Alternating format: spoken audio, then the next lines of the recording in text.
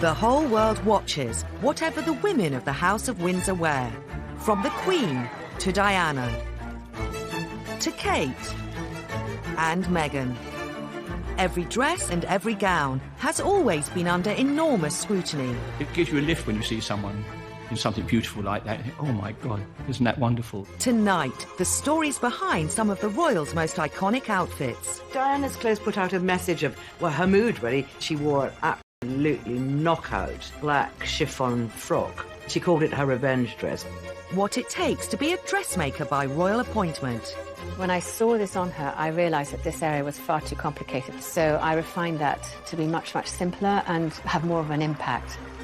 And we lift the veil on the wedding gowns the world fell in love with. I think the longest train in royal history was 20 foot. I said, darling, let's make it bigger. So we had a little giggle about it, and we made it 25 foot. Experts reveal the tricks of the royal trade. We used to use a lot of silk for the Queen, which actually you had to be very careful with. If you folded it across the fabric, it was fine. If you folded it the other way, it cracked.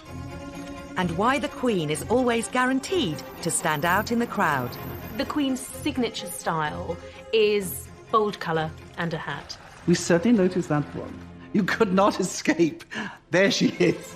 Plus, who are the unsung heroes of royal style? Sophie Countess of Wessex was wearing these awesome snakeskins, which you wouldn't really expect a royal to wear, but she totally rocked it.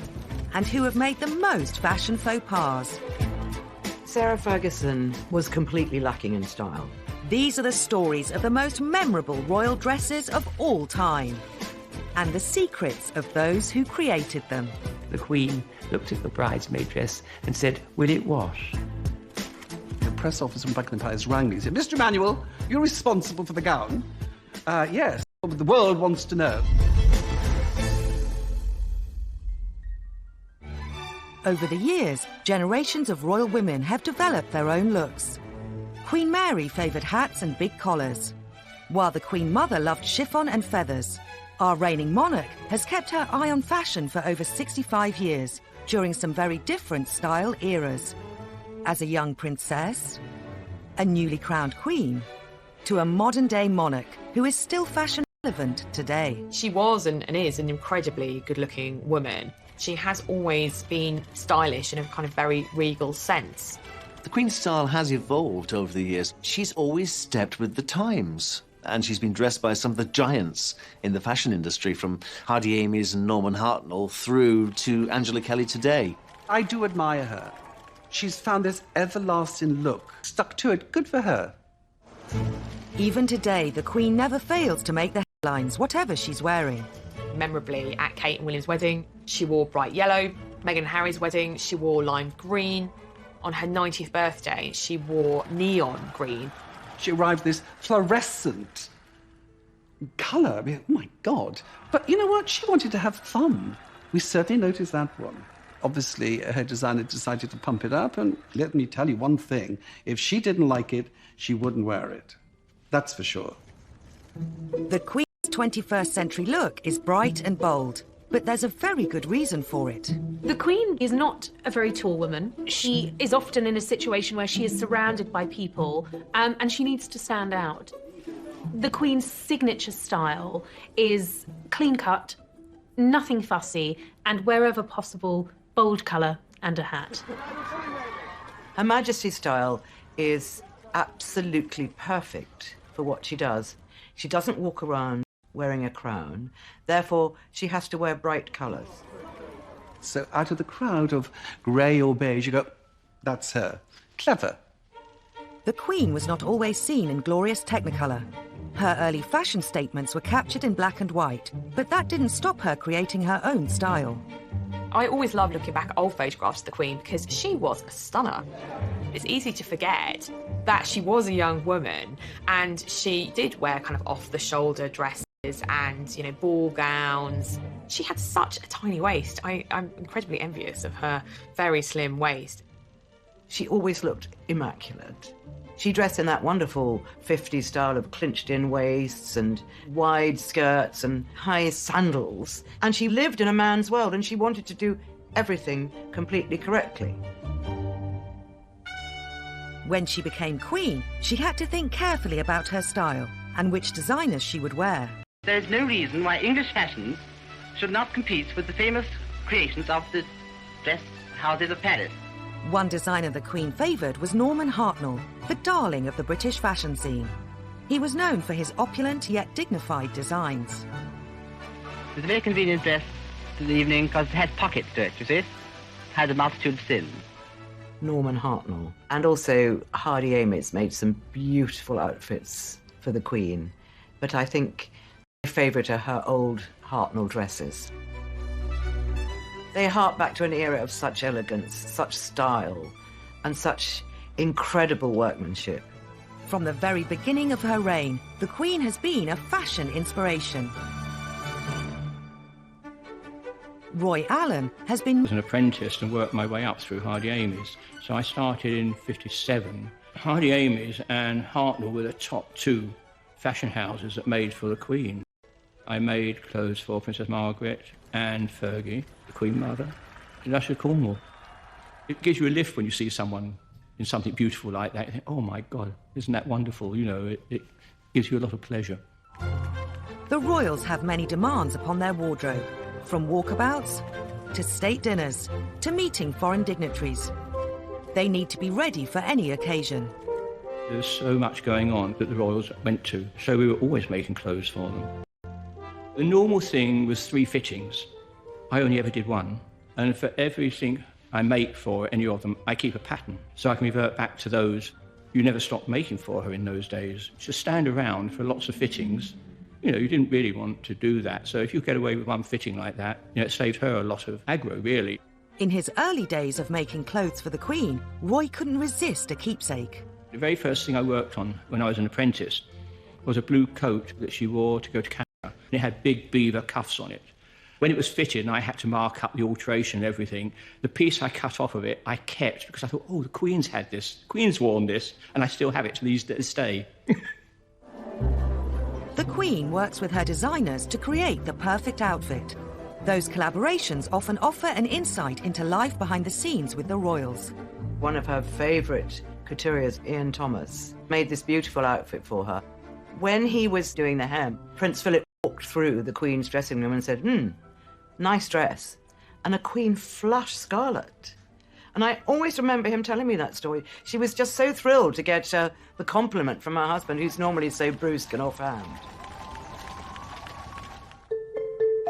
David Sassoon is one of the world's most admired designers, dressing superstars like Audrey Hepburn, Elizabeth Taylor, and the ladies of the House of Windsor. He's one of the royal family's most trusted dressmakers. When you design for a member of the royal family, they usually have an itinerary of what they're going to be doing in the next few months and what kind of clothes they require. You then submit sketches of the sort of things that you think might be suitable for that particular occasion. It could be a garden party, it could be an opening of Parliament, it could be a very grand ball. One of my first memories of making something for the member of the royal family was Princess Anne. She was 8 years old and she was to be a bridesmaid for the first time. It was very exciting for me because I had only recently come as a student from the Royal College of Art, and suddenly I was going to Buckingham Palace to fit a dress on a royal princess.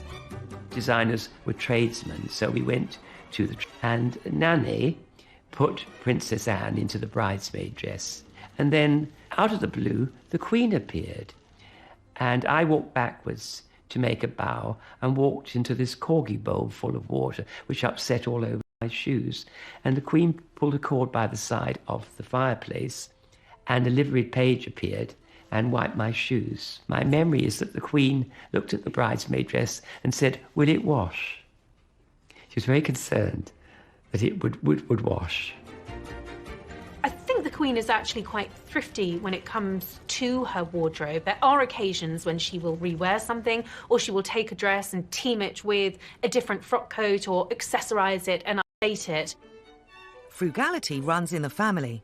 The Queen's daughter, Princess Anne, is the ultimate thrifty royal. She has worn this cream and navy coat repeatedly over the last 35 years.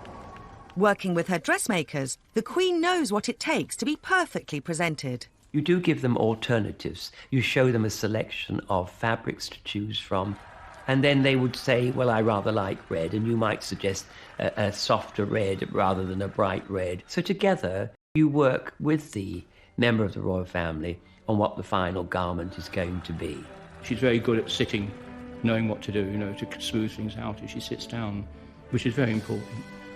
We used to use a lot of silk, which actually you had to be very careful with. It was called zibeline. And if you folded it across the fabric, it was fine. If you folded it the other way, it cracked. She's got her kit, as it were. She's got her working clothes.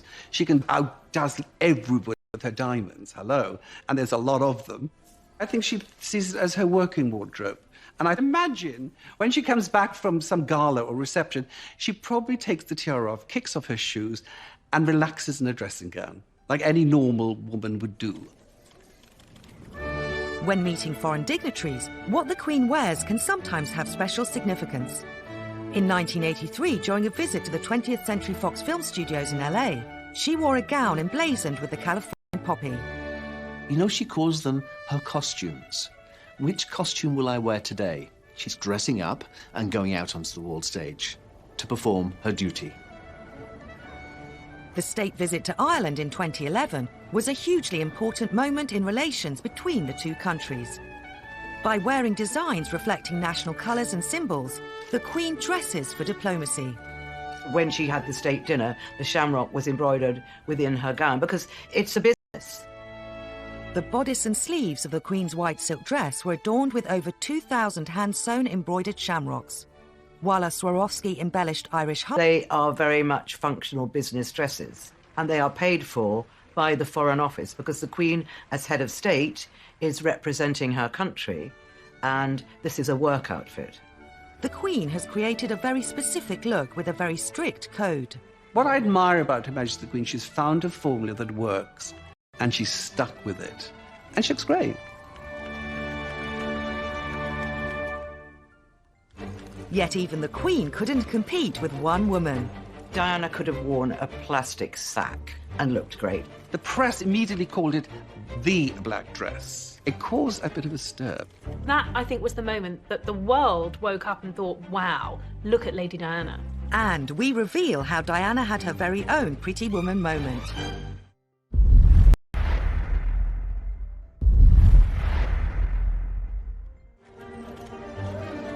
During her lifetime, Princess Diana was the most photographed woman in the world, and a style icon.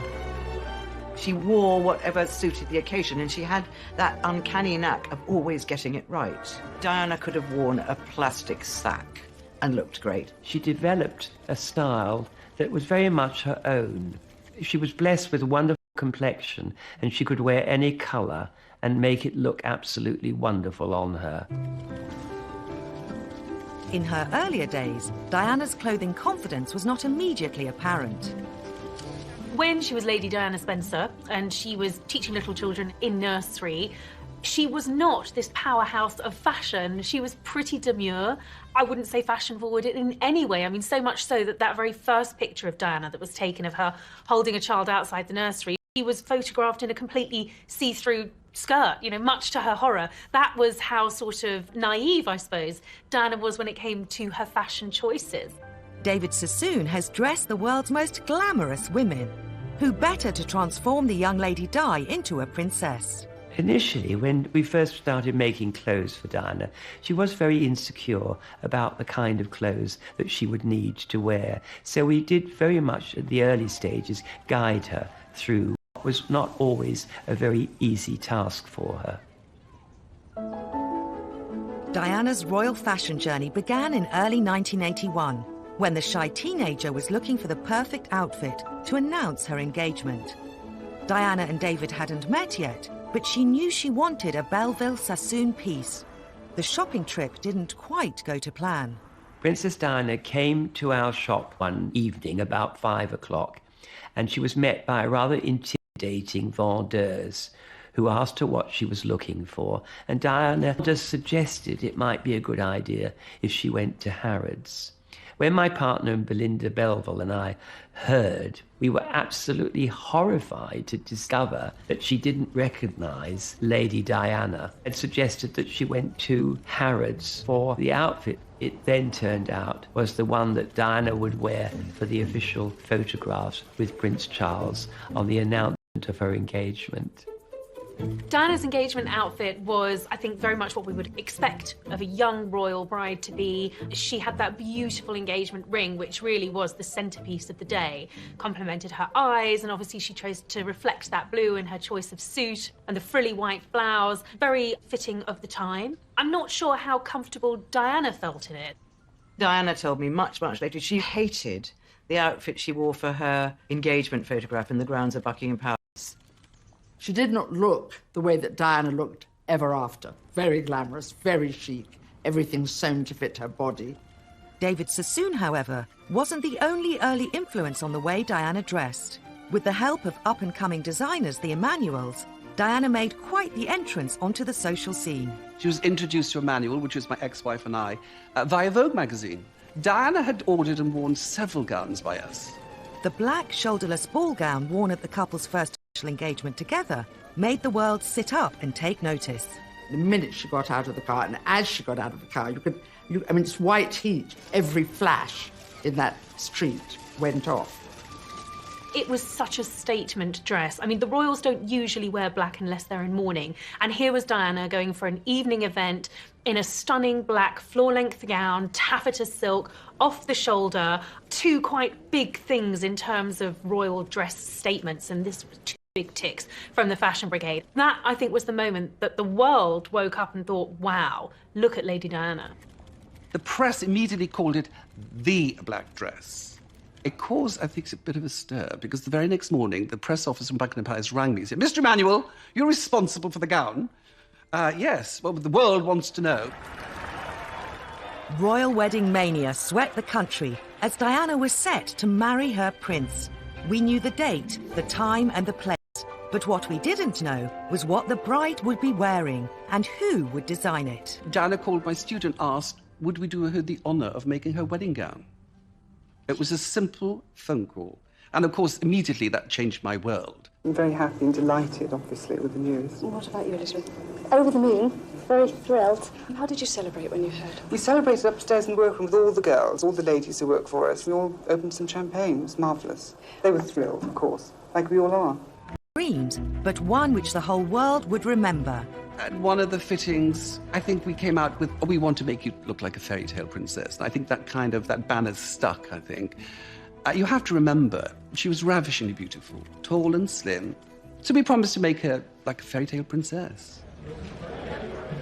Diana's dress had become one of the most closely guarded secrets in fashion history. As with all royal weddings, it was always going to be about the dress. You know, these wedding dresses become iconic parts of royal history. Diana wanted it to be a complete surprise so that when she emerged from her golden coach, that was the first the public, the world, and of course her future husband had seen of this momentous dress, which had been kept as secret as any state secret, it's got to be said. The Emmanuels went to extraordinary lengths to keep Diana's dress under wraps. So regarding her fabric, we decided on a very heavyweight silk taffeta.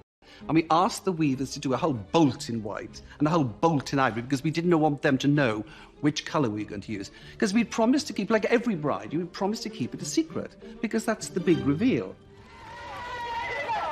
One of the biggest secrets was the length of the train. Both Diana and the Emmanuels were determined it would make a huge impact. We looked at past royal brides, and I think the longest train in royal history was 20 foot. I remember giggling to Dan. I said, darling, come on, it's St. Paul's, it's vast. Let's make it bigger. So we had a little giggle about it, and we made it 25 foot. I think it's the longest train in the history of royal wedding dresses. The 29th of July, 1981. As huge crowds gathered on the Mall to watch the royal procession, a few lucky palace insiders got a sneak preview of Diana's wedding dress. I remember on her wedding day, waiting for the Queen to come through, and all I could see was this vision in white running towards me. She had rolled up the train into a ball, pushed it under her arm, and she was running down the corridor like a galleon in full sail. As Diana made her way to St. Paul's Cathedral, the world got their first glimpse of her and the dress. And so Lady Diana, in that truly stunning dress, is well and truly launched on her way to the cathedral. Because this is the moment where she could exercise that traditional bride's prerogative of late, but somehow I don't think she will. Finally, the moment everyone had been waiting for. There was a collective gasp. It was like, oh, wow, this is what we've been waiting for. And Diana didn't disappoint. She never did when it came to fashion. I certainly remember her getting out of the carriage and thinking, ugh, it was totally creased. And then watching David Emanuel as he bends down, he pulls it down. Oh, princess dress. It really was. I don't think anything will ever come close, ever. And it was one of those dresses, you just remember Diana's wedding dress. It was so 80s, and it's kind of poofiness and all the yards of the train and the big, beautiful, scrumpled material and her beautiful kind of Spencer tiara. It was like a fairy tale that had come to life. As she walked down the aisle, the congregation were able to appreciate her ivory silk taffeta and antique lace gown, complete with a veil made from 153 yards of tulle. And then the whole dress was fairy tale. I mean, it was Princess Cinderella on speed. I mean, it really was the most amazing outfit. And so she just looked regal. The other extraordinary feature of Diana's dress, the 10,000 pearls used by the designers. On the neckline, on the sleeves, it was all beautifully embroidered with pearls and sequins, with a vast crinoline petticoat, and then the huge cathedral veil in tulle, which was hand-sprinkled with mother-of-pearl sequins. So when she walked down the aisle at St. Paul's, it just twinkled. I think that it was part of this very, Cinderella-like, very ostentatious dress, which I think for many people, certainly for many young girls, would have been the dress of dreams. The wedding was watched by more than 750 million people around the world. The Emanuels became household names. When you've had this world acclaim with this beautiful, ravishing bride, you think, you can't outdo this. But of course, as a designer, you've got to go on. So you feel very blessed.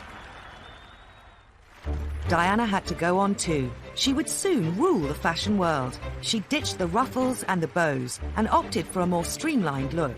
I think she made the Queen and the court aware that keeping up with fashion trends can be quite important to make them more relatable to the people. And she even turned her hand to design. It was the only time that she ever independently designed a dress that she would like us to have made. I didn't think it was one of the most successful dresses we have ever made for her.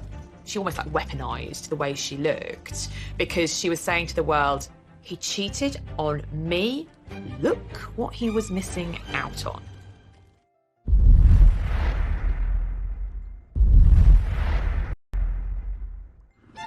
As her confidence grew, Diana stunned us with some of the most iconic looks of the 80s. Princess Diana had a very romantic approach to fashion. She liked pretty clothes initially, but she did change. She learnt to be very stylish and very sophisticated.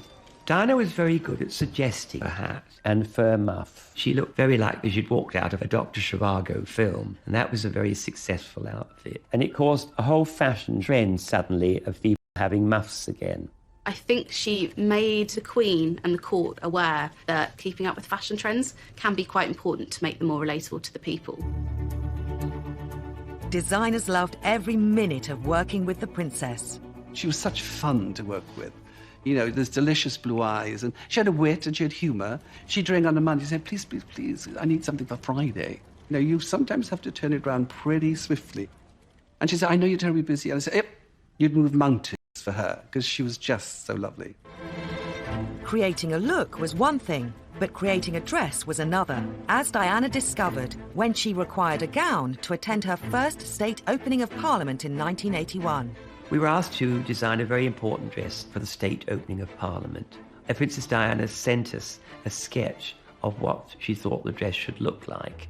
So we redrew the dress and worked out practically how it was going to work. And it was the only time that she ever independently designed a dress that she would like us to have made. It had a satin bodice, white organza, embroidered with little silver trees dotted all over it, on the actual puff sleeves. I didn't think it was one of the most successful dresses we have ever made for her, and I don't think she felt in the long run it was quite as good as it could have been. Everything Diana wore at home and abroad was pored over. On royal tours and formal occasions, everything had to be perfect.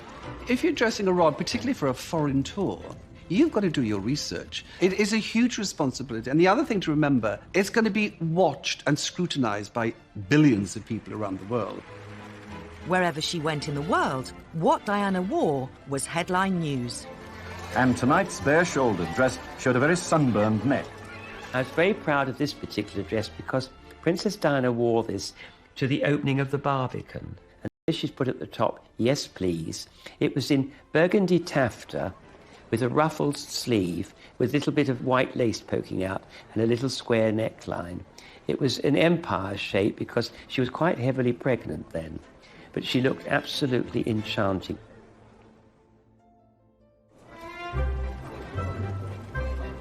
Throughout the 1980s, the princess's style continued to evolve. She took a very lovely diamond and emerald necklace and she wore it as a headpiece. And it looked amazing. I mean, I'm not quite sure how she managed to fasten it at the back of her head, but she obviously did, and it looked fantastic.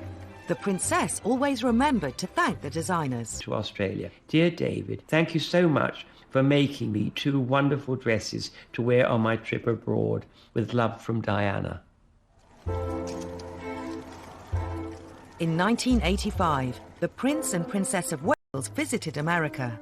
And at a dinner in the White House, Diana dazzled the world with an iconic gown. The perfect moment in the perfect dress. I think the most standout gown of all for me, because I was there, was when she went to Washington with the Prince of Wales and went to dinner at the White House with Nancy and Ronald Reagan. And she wore that amazing, inky, blue-black velvet dress, which was designed by Victor Edelstein, who's now an artist. But he was very much a hot designer of the 80s. But we were all penned outside the room. And as each major movie star came in, people were throwing questions at them. John, are you going to dance with the princess tonight? She'd like me to. When John Travolta came out, he was absolutely charming. And he said, yes, I danced with the Princess of Wales. And we didn't know he was twirling her around. The whole trip was tied in with showing off the best of British. So Diana did really pull out the stops with her wardrobe for that trip. As Diana became bolder, so did her fashion choices. She became a royal-style rebel. Diana, over the years, learned to break the rules. Diana was one of the first to wear trousers on an official visit. She was the first to stop wearing hats with every occasion.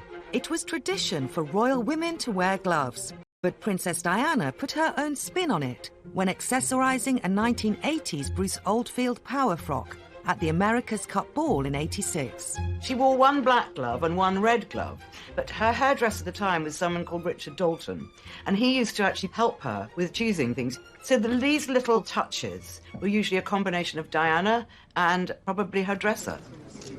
I think it's fair to say that Diana took the royal rule book when it came to royal dressing and ripped it up and started again. She loved fashion and she wasn't afraid to experiment as well. Diana knew the power of wearing the right dress at the right time. In June 1994, she attended a charity event in what would become one of the most talked-about dresses she ever wore. That night, a documentary was due to air on TV that would shock the world. The Prince of Wales had decided to tell the world that he committed adultery with Camilla Parker Bowles on national television. And the night that was broadcast, the princess was to attend the Serpentine Gallery for her friend Lord Palumbo, Carlos has just said. And anyway, I haven't got anything to wear. So I said, yes, of course you've got something to wear. She said, well, go and find me something then. So I went to her wardrobe room and I pulled out the Christina Stambolian dress and showed it to her. She said, I can't even fit into it now. I said, try it on. So she slipped into it, I zipped her up, and she looked $1 million. Diana had bought the dress 3 years before. Worried it was too daring, she kept it in her wardrobe. That night seemed the perfect time to wear it. That image of Diana in that dress was splashed all over the papers. The Christina Stambolian little black dress became known as the revenge dress. She almost like weaponized the way she looked because she was saying to the world, he cheated on me. Look what he was missing out on. I think an absolute 2 fingers up to him. You know, it was saying, I'm in charge. I'm the one that gets the attention, not you. I am now on the stage. Goodbye, Charles. When her divorce from Prince Charles was finalised in 1996, a new Diana emerged. The hemlines were higher, and so were the heels. She was allowed to wear clothes that weren't necessarily by British designers. The world, in terms of fashion, was completely open to her. She could do what she wanted. One of the first things she did was start wearing high heels. She generally only wore flats around Prince Charles because they were approximately the same height. So for her to be able to wear heels was one of those big moments actually saying the royal rules don't apply to me anymore. Her skirts were shorter, her clothes became much more overtly sexy, and she really came into her own as a very glamorous, starry princess. Diana's royal wardrobe was bulging with glorious gowns, so in 1997 it was time to have a clear-out. Once again, Diana broke with tradition and sold off some of her most beautiful dresses. There can rarely have been an event quite like it, a second-hand clothes sale that had caught the attention of the world. In consultation with William, he said, Mummy, why don't you sell all your dresses for charity? So she said, William, that's a great idea. At $65,000. For you, sir. The clothes that represented much of the princess's married life were disappearing under the hammer, each one with its own fans, its own bidders. The dresses raised nearly £3 million for charity. The famous White House gown broke records and sold for £240,000. The lasting memory was the very last lot. She nearly didn't sell. She said, I think I'll keep this one because I felt every inch a princess when I was wearing this. But then, if we let it go, maybe someone could get married in it one day and bring them happiness. Diana paved the way for the royal women that followed her. Royal fashion, and I think when you look at the Duchesses of Sussex and Cambridge, I think Diana did very much pave the way for individuality within the parameters of royal dressing.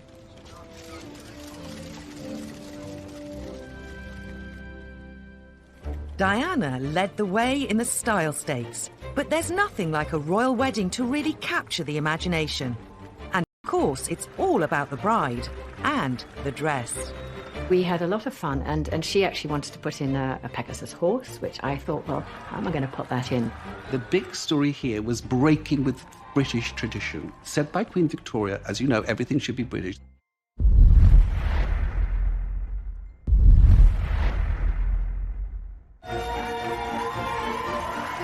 While it's now traditional for royal brides to wear white, when Queen Victoria married Prince Albert in 1840, her choice was considered a departure from the usual brighter colours.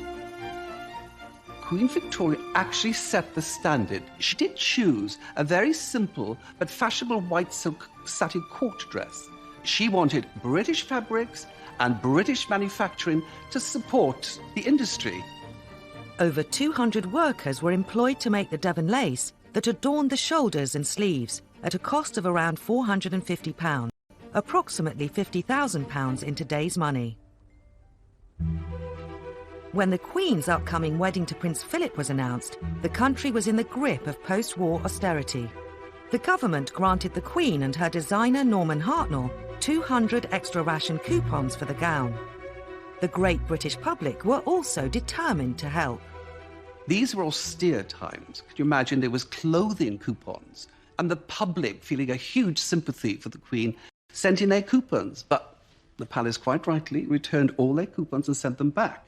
So I don't know how to this day Hartnell pulled it off, but Hartnell's gown was made of ivory Duchess satin, and it was actually inspired by the image Primavera by Botticelli. I mean, divine. By the time it was announced the Queen's younger sister, Margaret, would marry society photographer Anthony Armstrong-Jones, times had changed. In 1960, austerity was out, celebrity glamour was in. Princess Margaret was, very much a style icon and transgressed from royalty to celebrity. She would pore over magazines and ordering clothes from international couturiers and designers. Despite the princess's love of international fashion, she turned to the family favourite, Norman Hartnell. Princess Margaret is absolutely definitely my all-time favourite. I thought she looked incredible. on a silk organza dress, the high neck, the long sleeve, the styling, the fitted into the waist, the beautiful full skirt. She just looked glamorous and quite magnificent. The hair was swept up into a huge diamond tiara. Her long tulle veil was edged in satin, was actually made in Paris. She looked like a movie star. In the early 1970s, it was the turn of Princess Anne to walk down the aisle as she married Captain Mark Phillips. The moment we've all been waiting for, and how lovely she looks. Now, we expected something quite different, and we've certainly got it today. She took a different path from previous royal brides. Princess Anne changes the mould here. Instead of a couturier, she chose Maureen Baker, a ready-to-wear designer for the company Susan Small.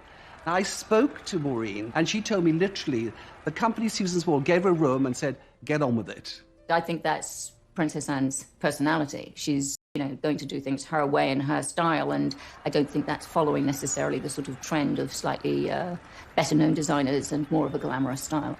She likes to keep a very conservative, straight look, and I think that came very much through in her wedding dress. She looks absolutely marvellous. Nearly a decade after Princess Anne's wedding, Diana's dress would set a new bar for royal brides. Sarah Ferguson would have a lot to live up to when she married Prince Andrew in 1986. Sarah Ferguson was completely lacking in style. She's just one of those people that did not have a very good dress taste, as Diana was one of those people that had the most brilliant taste. Fergie appointed British couturier Lindka Chirac to design her wedding dress. At that time, she was having a really hard time with the press for wearing this or looking like that or whatever. And I just thought, okay, shut that all out and we just focus on beautiful you and creating something that would be actually her. The pattern book that contains all the original drawings for Fergie's dress still occupies pride of place in Lindka's studio. The heavily embroidered design incorporated very personal details. This was the original sort of sketch and the working drawings for all the beadwork. It shows quite clearly the thistles, bumblebees, bows with the S's on the end, which is all part of Sarah's coat of arms. Into the wedding dress, I wanted to bring in the joint aspect of Sarah and Andrew getting married.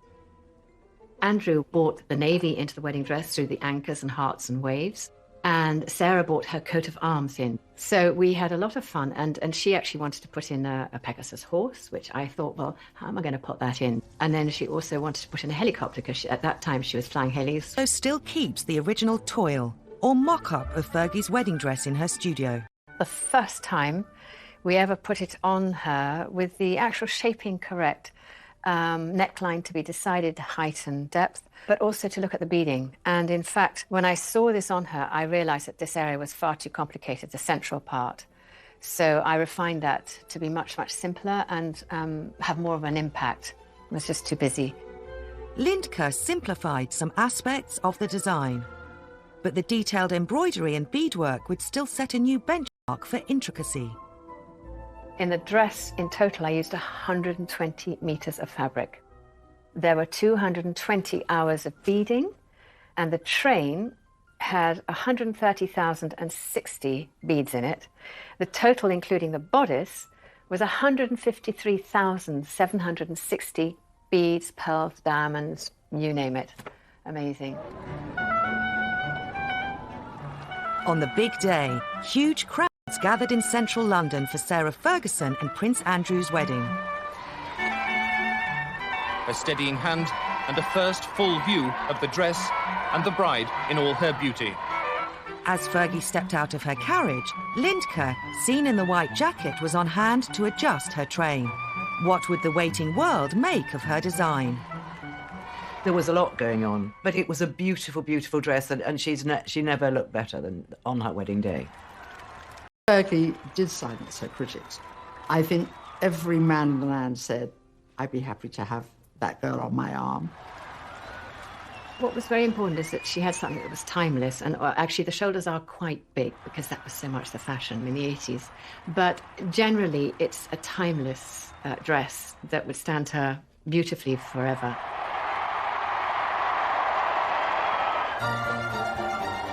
The 1980s were a golden era for royal wedding dresses. 3 decades on, Diana's 2 sons, Harry and William, would also walk up the aisle. If you look at the Duchess of Cambridge, she's constantly being compared to Diana.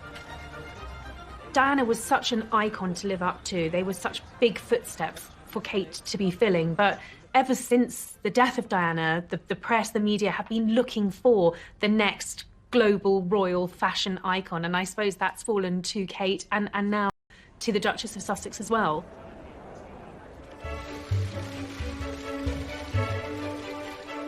After William and Kate announced their engagement, speculation was rife about who she would choose to design her dress.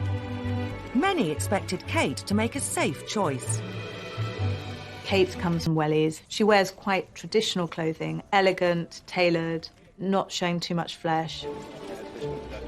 Like Diana, Kate was keen to promote British fashion, but her choice of labels surprised many. Alexander McQueen was the bad boy of British fashion. After his death in February 2010, his number 2, Sarah Burton, was chosen by Kate to design her dress. In fashion circles, that was a kind of like, oh my God, because, you know, Lee McQueen in his lifetime was not a traditionalist in the slightest. He was a working class from the East End. So we would expect to see him a much more traditional designer or much more conservative.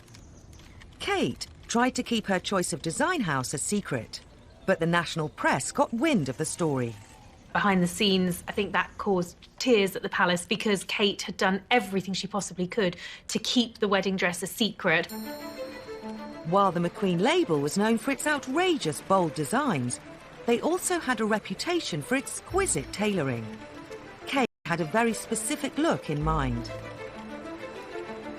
Kate had apparently been to see a Grace Kelly exhibition at the Victoria and Albert Museum. She told Sarah Burton that she wanted to emulate Grace, who was obviously a huge icon in the 1950s.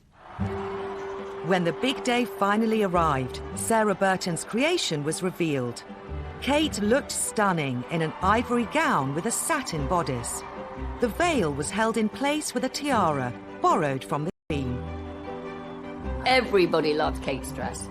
The excitement, that moment that she stepped out, it was wow, incredible. She looked sensational. Even now, it gives me butterflies.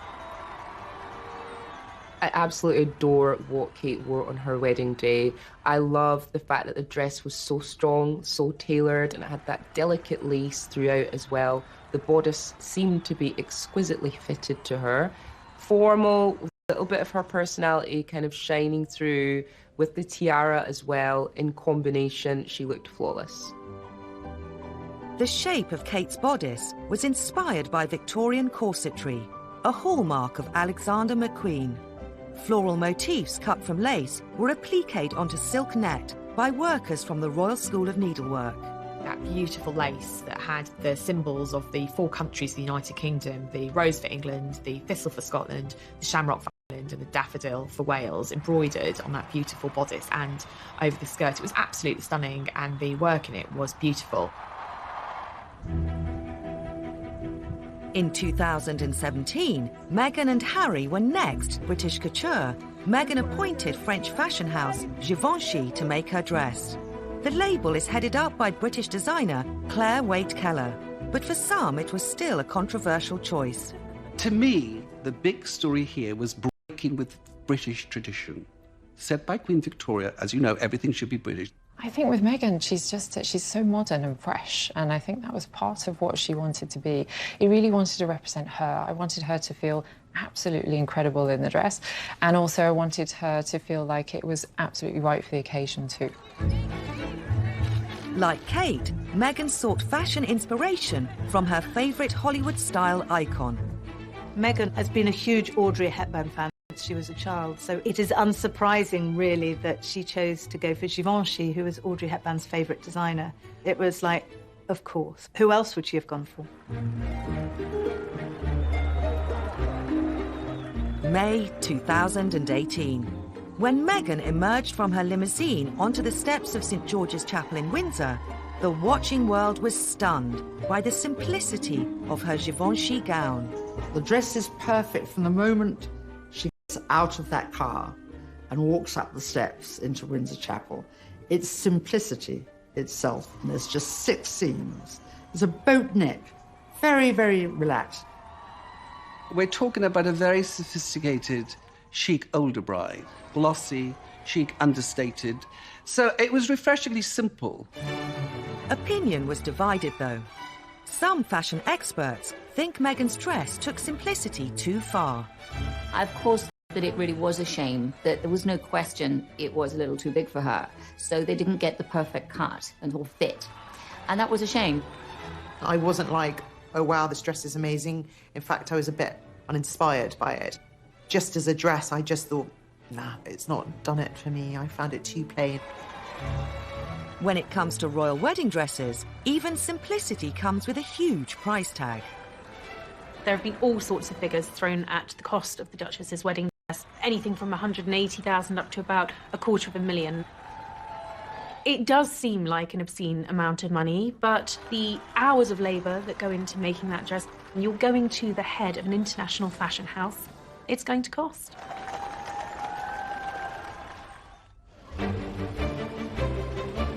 With such scrutiny also comes criticism.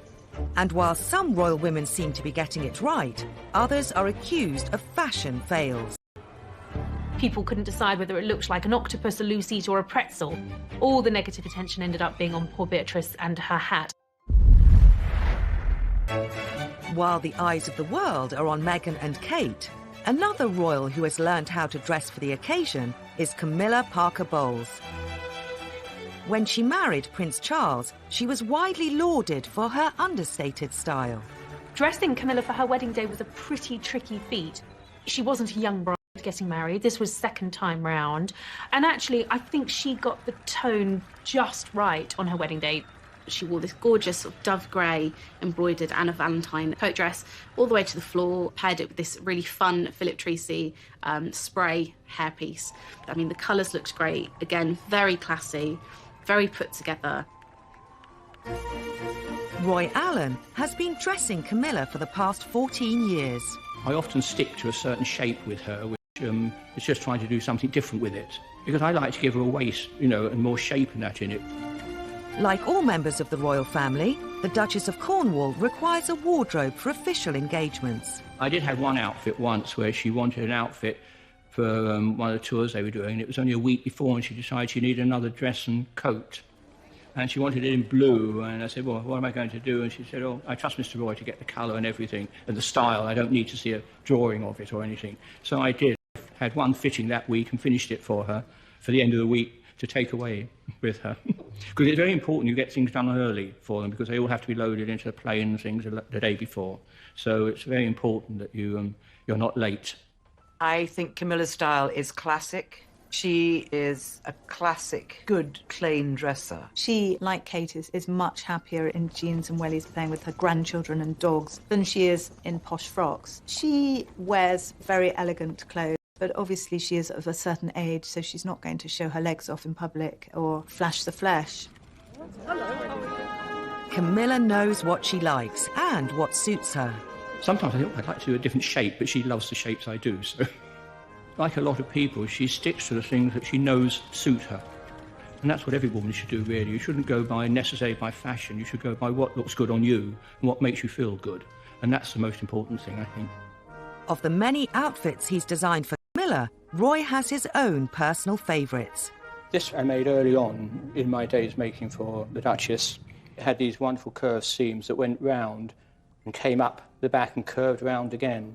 And that was all hand embroidered, like the sample here, and it had a narrow one at the side of it as well. I had to do a curved zip in it, which I'd never done before, so that was quite interesting. I enjoyed making it. It was great fun. This is one I made for one of her trips, which she liked, and she's worn quite a lot to different things. This was in a lovely purple wool, and it had rows and rows of pleating around the neck and around the cuffs, so it was very pretty. It was quite popular, and it's been photographed quite a lot.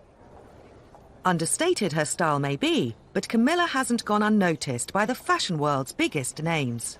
Edward Enfield, who is the new editor of Vogue, adores Camilla, thinks she's the best dressed royal. He thinks she's gorgeous. He wants to put her on the cover of Vogue. I mean, I'd love to see Camilla on the cover of Vogue. I think that would be awesome. The Duchess of Cornwall is finally getting some recognition for her fashion. But she's not the only royal who's sometimes underappreciated in the style stakes. I think the one who's not applauded enough is the Countess of Wessex. Sophie Rhys-Jones, Countess of Wessex, I think is one of the best dressed royal women. She is fashion forward without being too out there, without being too outre. It's not ostentatious, it's not full blown, it's very pared down. I often see her at Ascot where she's got it spot on, where so many royals get it wrong. She dresses now better in her 50s than she did when she was in her 30s, which is quite interesting. She's more than happy to sort of experiment with patterns and fun and flamboyancy. One of Sophie's favourite designers is Amelia Wickstead, and she's worn some stunning Amelia Wickstead dresses in the past. And I remember at the Palace of Versailles, she was wearing these awesome snakeskin, which you wouldn't really expect a royal to wear, but she totally rocked it. She was wearing something that was very fashion forward, but in her way, her style. But there are others who have come in for huge criticism. The worst dresser of all time was definitely Fergie.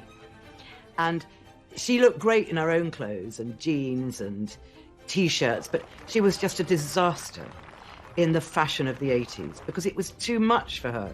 It was too frilly, there were too many bows, there were too many tweaks, there were too many frills. And she said so herself. So Fergie in the 80s just didn't go together. She actually, I think, as an older woman now, has got her style absolutely on point. She's got really good legs. She always wears dresses or pleated skirts, a top and a blazer. And, you know, she's got that lovely red hair. Learning from the past mistakes of others isn't always easy. In the way that Sarah Ferguson's always had a bit of a bad reputation when it comes to fashion, unfortunately her daughters haven't escaped that either. I mean, that image of Beatrice in the Philip Tracy hat at the royal wedding in 2011, I think is one that will forever haunt her. People couldn't decide whether it looked like an octopus, a lucite or a pretzel. All the negative attention ended up being on poor Beatrice and her hat. Often with the York sisters, it's a case of trying too hard and feeling that they need to look apart. Well, and actually, when you do see them out and about, they look great. I think it's when they're trying to dress up for a big occasion.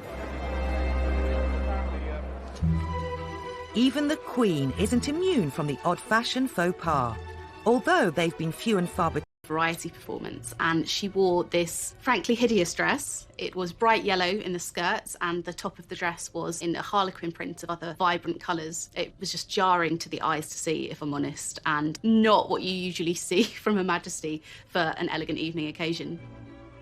A state banquet in Slovenia was another example of that.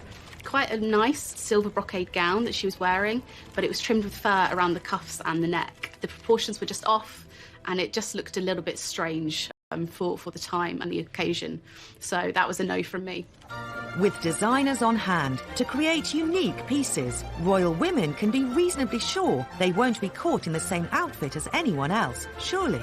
The Queen was looking at a swatch of fabrics with Bobo MacDonald, who was her dresser at the time. And Ian said, Your Majesty, I think that one of my other clients might have that dress. He said, let's have it then. And he said, but Your Majesty, I don't want anyone else to be seen in the same dress. She said, yes, what fun. So he made the dress for her. Much later on, the Queen was telling him a story. She was at Royal Ascot. In those days, they had a house party for the entire week of Ascot. She walked down the stairs wearing this dress. And she looked up, and there was one of her house guests wearing exactly the same dress. And she said to Ian, and guess who had to go and change? So she beetled back upstairs and changed. She found it amusing. It turned into one of the rare occasions when the Queen is rumoured to have changed outfits for a guest. The royal family have always had an effect on fashion trends, and that's never been more true than today. The younger royals have become the ultimate fashion influencers. The Kate effect first struck when she wore a £40 dress from Topshop. Literally, the website crashed. Everybody wanted to be seen in that dress.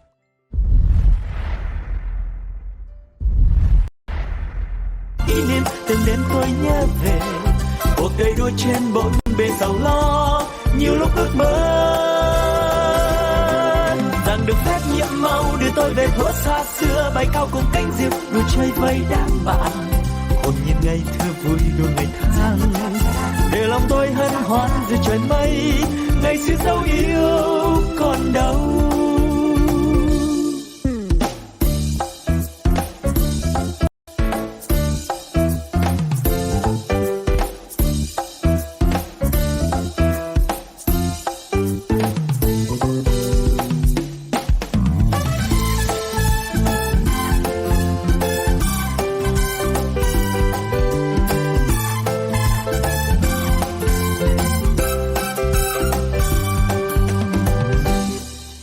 The royal family have long been considered global fashion icons, from Princess Margaret in the 1950s to Princess Diana, right through to 21st century royals Kate and Meghan.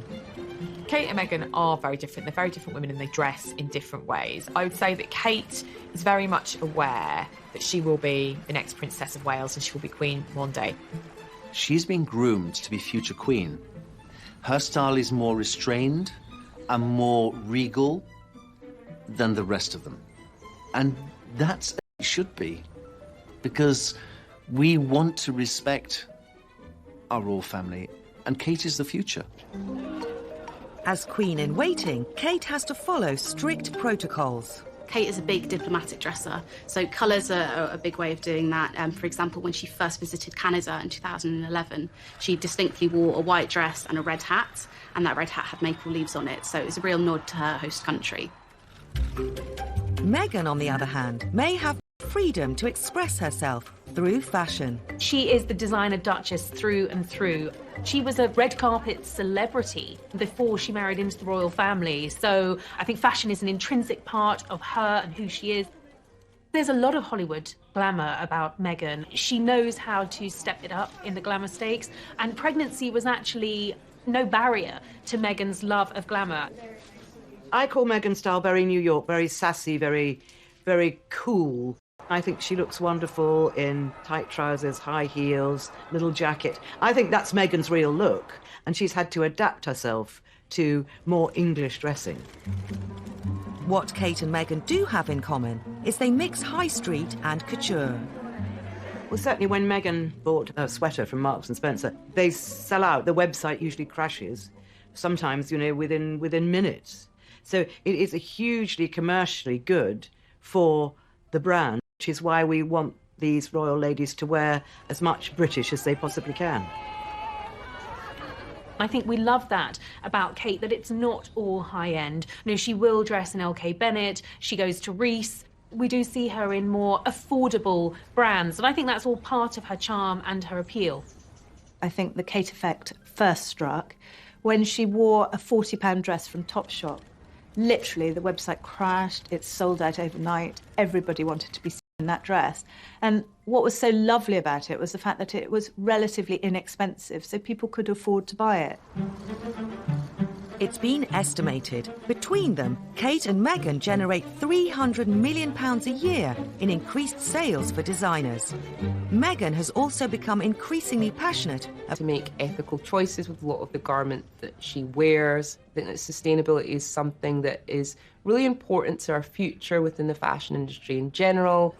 So I think it's brilliant when royals do choose to go for a more sustainable option. She has brought to the world's attention ethical fashion. The shoes that she wore on the tour of the Pacific were made out of recyclable plastic bottles. So she's really putting the attention on that. During Meghan and Harry's 2018 tour of Oceania, the fortunes of one ethical brand that Meghan was photographed wearing were transformed overnight, and the lives of the people it employs. The denim that she wore when she was in New Zealand and Australia, for example, Outland Denim. It's an ethical fashion company. It employs people who would otherwise have ended up in the sex trafficking industry in Cambodia. It takes them off the streets and gives them a job and gives them a chance of a proper life. So by buying those jeans, they've seen their sales increase, and it's given them the ability to hire 15, 20 more women who might otherwise have ended up in the sex trade. So there's a real power to Meghan's dressing. Such is the power of the House of Windsor brand, Kate's children are now making their mark on fashion trends for toddlers. What's fascinating is that the Kate effect has not just extended to her, but to her family. Everything George and Charlotte wears sells out instantly, and it's surprising in some ways because they are wearing quite traditional old-fashioned clothes for children. I think Prince George wore a John Lewis little coat to his first day at nursery up in Norfolk, and then mums everywhere were rushing to go online to buy it. These pictures are going to be looked at for the next 70 or 80 years. I think it's quite clever that she dresses her children in quite a timeless way, because it then means literally that what they're wearing won't date.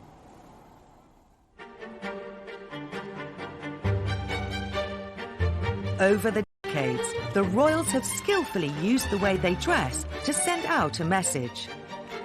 Whether it's dressing for diplomacy, a special occasion, or an international tour, reinventing themselves in the eyes of the public, or influencing future trends, what the royals choose to wear will always be watched.